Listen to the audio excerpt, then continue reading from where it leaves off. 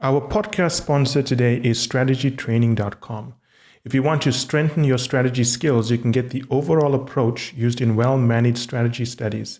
It's a free download, and you can go to firmsconsulting.com/overall approach. That's firmsconsulting with an s.com/overall approach.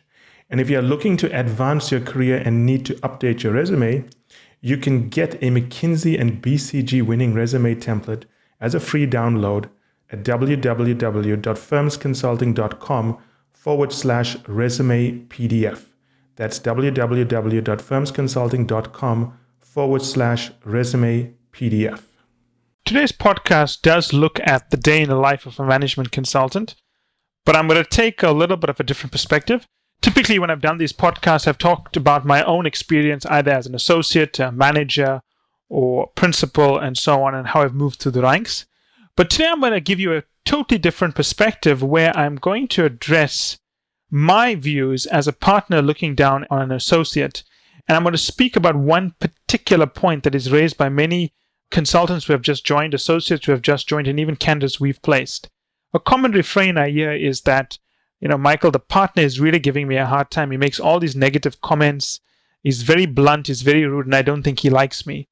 And when I first get these messages from people telling me that they're going through these difficult situations, I always worry to myself, is this really what is happening, or are they misunderstanding the situation? By and large, I do not believe, and I'll repeat that, I do not believe candidates and now current consultants have a proper understanding of how management consulting works. So I'm going to explain to you how a partner sees it when he's giving this feedback and why you should be very careful about the insight or the interpretation of this feedback, right? I think the first thing you want to do is maybe just understand the context. Imagine you're in a project. So you're about 2 months, maybe a week into a project, and you've meant to work through a consultant, or if you're at McKinsey, you're a business analyst working through an associate, and you're giving in information to a principal. And for whatever reason, you have to send your slides into the principal directly. And he comes back to you and he says, you know what, Hector, this is not good. I want you to redo X, Y, Z, and I need it by 5 p.m. And he doesn't even greet you, doesn't even talk to you. Or in other cases, he tells you, Hector, this is not very good. I think this is pretty bad. I want you to really think about how to do this, and I want you to go figure it out. And of course, you've never ever had an interaction with the firm like this before. Your interaction with the firm has always been positive. The interviews were wonderful. They treated you like a real rising star. They made you feel special. When they recruited you out of Harvard or whichever school you came from, you felt like you were on top of the world. And here you are, 2 months into an engagement, and a partner is talking to you like he doesn't even know you, like he hates you. So what do? Well, that's one theoretical example. I'm going to give you 3 examples from my own career about the way I've addressed junior members on the team. When I say junior members on the team, I was at this point a principal, and I've had teams reporting to me. In some cases, I was sort of the de facto senior partner stepping in because I was a subject matter expert, and another principal was even reporting to me on this engagement. So I'm going to talk you through 3 examples about how I addressed the team, and then I'm going to talk you through why I addressed the team in that way, because I think it's important you understand the underlying principles for why the discussion goes the way it is, and why you should not draw the wrong conclusions. And by and large, most people are drawing the wrong conclusions from this interaction. So the first one is a meeting. We are working in a large telecoms engagement. We're looking at making a very substantial capital investment for a client, and our job was to understand the different options available to them. So there was a couple of engagement managers. There were more than one engagement manager on this project, given the size of the project. I think at some point there must have been 15 people on this team. So I was the senior person on the project, but obviously I'm not heavily involved, right? Because I have other things to deal with. So I've got another partner on the project and he's dealing with it. And I think there were 2 or 3 engagement managers on this project, or case leaders, depending on what you want to call them. And it was a Friday afternoon, and I told the team, I told the team this about a week and a half before, I want to see an update in terms of where you are. And I don't want a long, detailed update. I want a 1-page summary of what each team is doing, and we should do it on a Friday afternoon at about, let's say, 3 p.m., right? So obviously everyone's beavering around, scurrying around. They booked a big meeting room, and I arrived. And obviously there's a lot of junior people in the room. There's analysts, there's MBA level candidates, there's a few PhDs in there. So they're obviously a little bit terrified because they're about to do their first probably feedback session to the partner on the project. But more importantly, this is the first time many of them are going to be engaging with me, because some of them hadn't interacted with me directly, but they had heard of me and they know the high standards I have. So anyway, the partner who's leading this, the principal, very young principal, I think he'd just been appointed principal, goes up and does a presentation. So he starts off by giving a summary of what's going to happen. And he starts talking about the way they are calculating WACC, the weighted average cost of capital. In other words, the discount rate we're going to apply to the cash flows. So I basically stop him in the middle of the presentation and said, okay, can I understand more about how we're doing that? That's basically on which how we calculate WACC will determine everything about the project. So I need to understand that. So he says, okay, I'll be happy to talk you through. And then I said, okay, but who's leading the WACC calculations? And this business analyst puts up a hand and says, well, very scared when she puts up and says, I'm leading. And then I ask her a barrage of questions. How are we doing this? Why are we doing this? Who did we benchmark? Why did we make this assumption? And she was obviously very unhappy about it, because I don't think she expected to be questioned by the partner on the project directly in such point-blank terms. And remember something, right? Time is of the essence here. So I don't have a lot of time to deal with this. I've got to get to the issue very quickly. I have to be efficient. So I don't have time to tell her, let's assume her name was Marianne. Marianne, I'm going to ask you some very direct questions because I don't have time. So to save time, I'm going to ask you point-blank questions. And to save time, if your answer is not appropriate, I'm going to politely stop you and ask you for clarification. And if I think that's not correct, again, for the sake of efficiency, I'm going to revert back to the person managing you, one of the engagement managers, to get clarification. She didn't really understand that. And I think she took offense to the kind of questions I was asking her. I was not happy with the way the partner was doing the analysis. I felt that they were going into a lot of detail without structuring the big picture for us. I wanted to understand what they were analyzing, why they were analyzing it, and what they were going to come up with. But they were going into a lot of detail. And I remember stopping the partner and saying, look, I understand what you're doing. Well, he's a junior principal, or associate principal, whatever you want to call them. And I remember telling him, well, I like what you're going towards, but I don't think we're ready to get there. I wanted to see a one-slide summary from each team, which explains what's the key question you're trying to answer, why you're answering it, what are your hypotheses, and what you hope to get out of this. And if no one else has done that, then I don't think the meeting needs to go ahead. And I think it'll be more constructive for us to break off here, work on this, and maybe we'll set up the meeting again on Monday or Tuesday. And I think for many people in that room, they were very shocked that literally 10 minutes into a scheduled 2-hour meeting, I would stop the meeting and ask for everyone to scurry away and redo their work. I mean, a lot of people were afraid. They thought the partner was going to be fired that day, or the associate principal was going to be fired that day, but we were very good friends, right? He's my associate principal. He's new, but I was the one who trained him, so I know him very well. And he knows this is the way I operate. I'm to the point.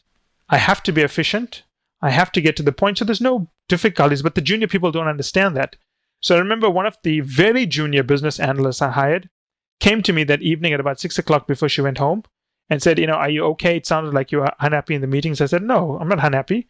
I understand, everyone's under a lot of pressure, so I didn't want to keep them in there if they're busy, but this is the first time she had seen me in a meeting, right? So to junior people, this would look like a blunt attack on the team, and especially the associate principal, but that wasn't the case. Let me give you another example, right? I had this really smart Romanian PhD working for me, an older candidate. I think he must have been 38. Very nice guy. I mean, I really, really liked him because he was a family guy. He always had these stories about his family. Every weekend, he was basically living my life. Every weekend, I'd ask him where he went. He said, no, he went mountain bike riding, he went skiing, he went swimming, and basically stuff that I wanted to do, but I could never do. He was doing it. So I remember he was doing a project with me once on pharmaceuticals, and again, we were looking at investments. And he came to me and he said, you know what? I've got my slides here, but I was hoping we could meet at 8 p.m. tonight on Monday morning. I said, why? He said, well, I got to go to the gym. And I said, you do know the work is due on Monday morning? And he said, yes. And he made a big joke about it. I said, look, I would like you to cancel the gym today and do the work with me. And my door was open to my office, so everyone heard that. People don't understand the context, so they assume I'm being difficult with them. But the point is, the work's due. He hadn't done it, although he committed to completing it and committed to showing it to me before he left on Friday evening. But here it was, just before 6 p.m. He hadn't done the work. He wants to go to the gym. So all people hear is that I'm being difficult with him without understanding that he hadn't met the obligations he had signed up for, right? And again, I remember some of the junior people thought I was unhappy that day, but I wasn't. I was just stating a fact. You didn't do what you were meant to do. I think you need to stay. I don't hate you for it, but that's a fact, right? And actually, when I closed my door and we had the session, it wasn't a bad session at all. We were joking and kidding around. We were talking about his plans for the weekend and so on. But people do not understand that because of time, commitments, and the fact that I need to be efficient and get to the point quickly, I can't beat around the bush. The classic example, and I've spoken about these two people before, the two interns who worked for me in a previous podcast. What distinguishes those interns who make it and those who don't make it? One intern I remember comes in. This was the first day he was there. I gave him work already on the first day. He comes in with the other intern. One's a guy, one's a girl. And the guy presents his slide to me. And I look at the slide and I ask him, you do realize that smoking marijuana and coming to the office is illegal, even though we're based in California, right? And he looks at me and there's a split-second response. But before he responds, I could see the eyes of the other intern becoming wider and wider because she thinks that I'm about to fire him. But the guy who I made the comment to responds and says, yes, Michael, but I have a prescription, which I thought was quite a good comeback. And then I responded and I said, well, I'd like to see that prescription. But let me explain something to you. If I had to make this comment to just about anyone, they think that I'm attacking them, I don't like them. But I thought the way this guy handled it was fantastic. He deadpanned the humor situation and he came back with a perfect comeback. And it also showed that, this guy can handle some of my one-liners that I'm noted for giving, and he could deal with it. But the point is, I'm pretty sure if I'd asked the other intern the same question, she would have been terrified and assumed I'm about to fire her because I wasn't happy with the work.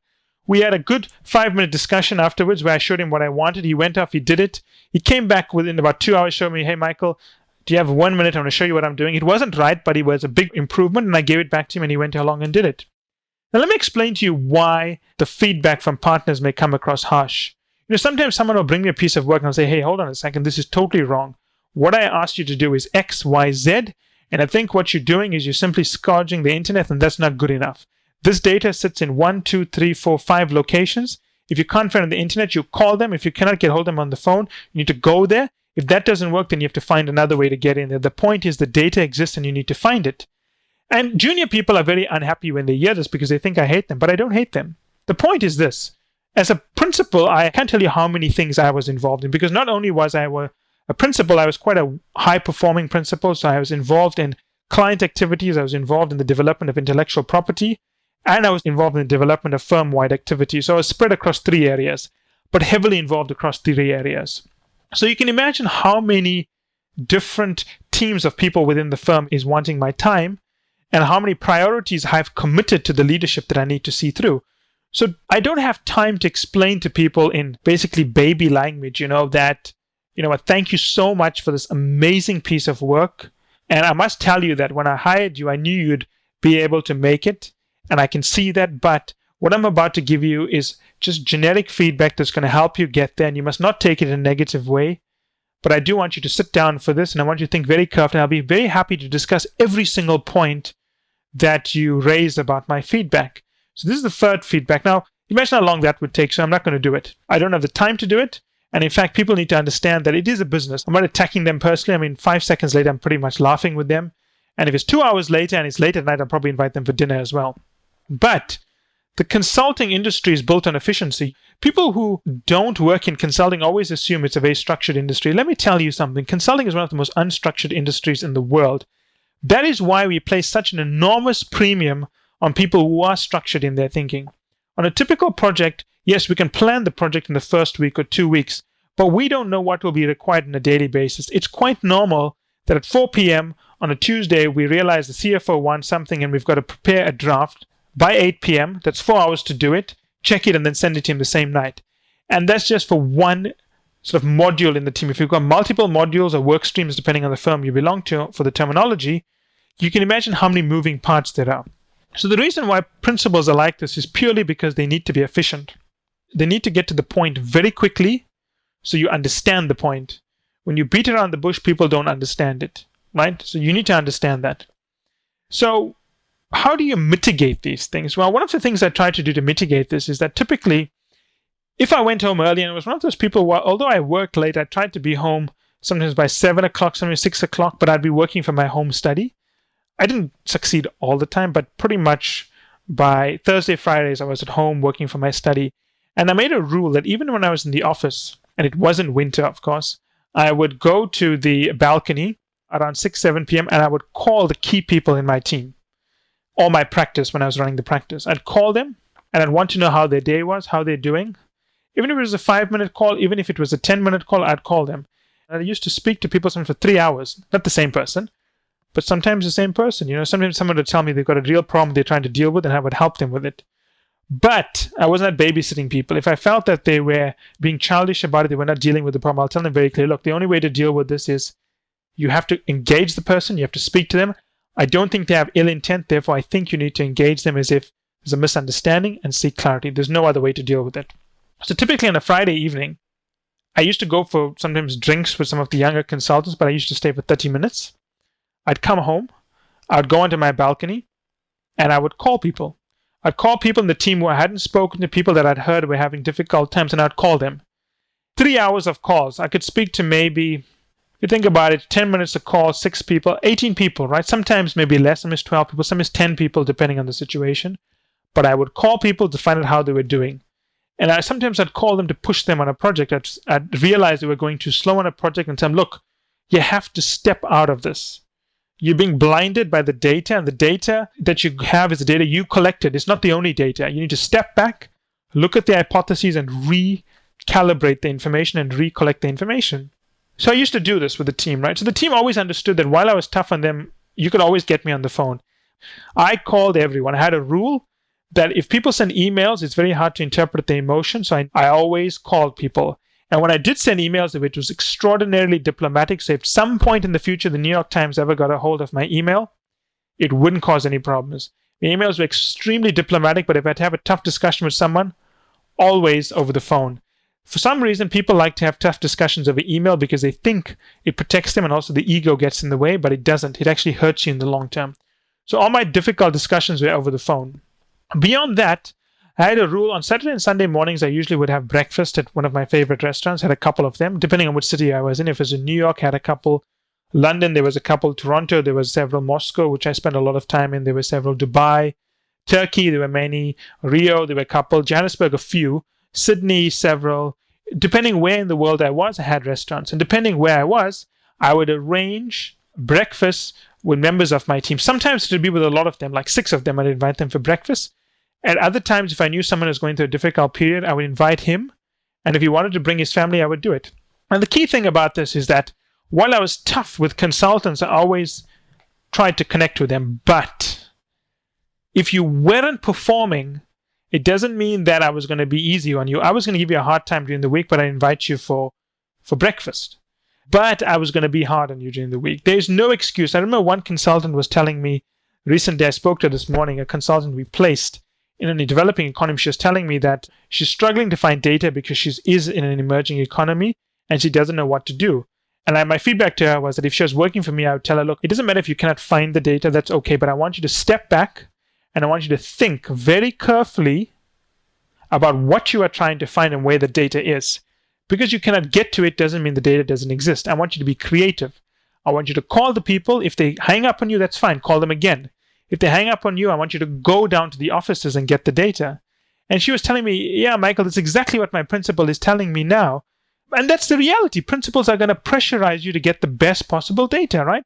You work at one of the most elite firms in the world. Do you think that it's okay to just get good enough data? Never let good enough be the enemy of great. And the point I'm trying to make here through all these examples and anecdotes is that your principal partner, senior partner is going to put a lot of pressure on you. The most senior partners don't put a lot of pressure on you because they expect the principals and the partners to do it. Senior partners are basically the ambassadors of the firm. They're not close enough to put pressure on you. The principals and partners will do it. Even when I was playing the pseudo role of a senior partner, I put pressure on everyone. My philosophy was I'd go to anyone to get data. I'd even bypass the project manager to do it. It didn't bother me. If I could get data faster from someone, I would do it.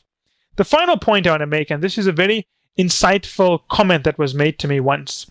I had been promoted to the equivalent of engagement manager, case leader, depending on what you want to call it in your firm. And we were working on a pretty complex leasing project. And I was the sort of the architect of a very clever conceptual idea in terms of the way we would lease the product as opposed to selling it. And we had built the structures, But it was very risky what we were doing. And not because we were exposing the firm to risk, but because of the name. Our name was attached to this, and we were also, I would say, helping the client along quite significantly. Nothing illegal, but our name was attached to what the client was doing. I remember one of the senior partners came in, very senior. I think he was, at that time, he may have been the head of strategy, I think, or the co-head of strategy. And he came to him and said, Michael, what you're doing is you're putting the firm at a great risk, and I really need to step up, buckle down, and fix this thing. And then he went off in some profanity, which I'm not going to mention here. At the end of this, I was sitting there. First time I think I'd ever heard profanity in this setting directed at me, and I wasn't sure exactly what to do. I remember making a joke about it, and the partner said, well, congratulations, Michael, you've now been promoted. You're part of leadership. I never understood that point until much later, and this is the insight, and you got to understand this insight. Junior people never hear about difficult things. That's how you know you are junior. So if you want to know you're a junior member of the organization, I don't care if you're a principal, but if you want to know you're a junior member of the organization, the difficult decisions and the stressful moments when those decisions are made are hidden from you. When you are part of the leadership team, which means you can handle those difficult decisions, you are part of those difficult discussions. If you are junior, no one is going to raise their voice at you because they don't think you can handle it or they don't think you have the ability to fix it. And it took me quite a long time to understand this comment from the senior partner, but I understood it later, and he did actually explain himself a few years later when I did make it all the way up the ranks. And he did point out that, what? People who are going places, people we have trust in, people that we feel comfortable with, we will share the stress with them. We will share the difficult decisions.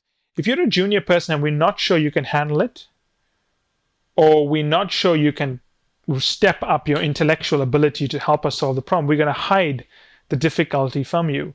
So whenever I got screamed at later, I always took it as a badge of honor. My God, the partner must really think I'm part of the in-team.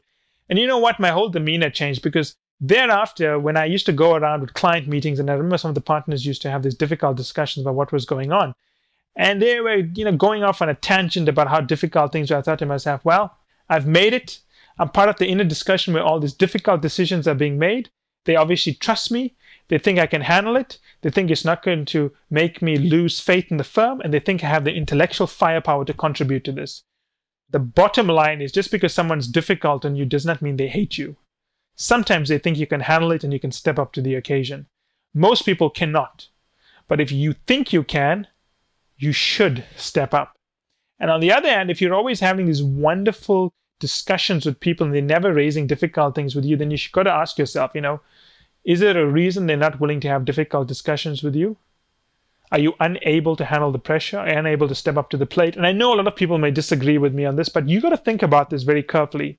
Think about every leadership discussion that takes place in corporate America, wherever it is. Discussion's not easy. You're dealing with people's lives, billions of dollars. Do you think it goes like a fairy tale? No. It's difficult to have those discussions, a lot of stress, sometimes profanity. It's normal, right? But it's what happens. But the more senior you become, the more exposed you are to it. And the more senior you are perceived to be, the more of a leader you are perceived to be, the more exposed you are to it. The less exposed you are to it, or if you're never exposed to it, you may think that the firm thinks highly of you. But my guess is most likely they don't think you can handle the pressure. And you may disagree, but I would like to hear your comments. But I think by and large, what I've just said makes sense in the broader picture. So whenever you have these difficult discussions, always understand why the discussions are taking place, because the partner is trying to be efficient with you. But if the discussions become really difficult, either the partner is being unprofessional, or he sees you as part of his inner team and he wants you to step up and make yourself be heard. Of course, if the attacks are directed at you personally, that's a different story. If that happens, you will need to address it with someone in the firm, because that is not acceptable. But if he's attacking the problem in a very vigorous way and you just happen to be around there, or if he's attacking your work in a vigorous way without attacking you, then I think you're okay. In fact, you should be able to deal with this.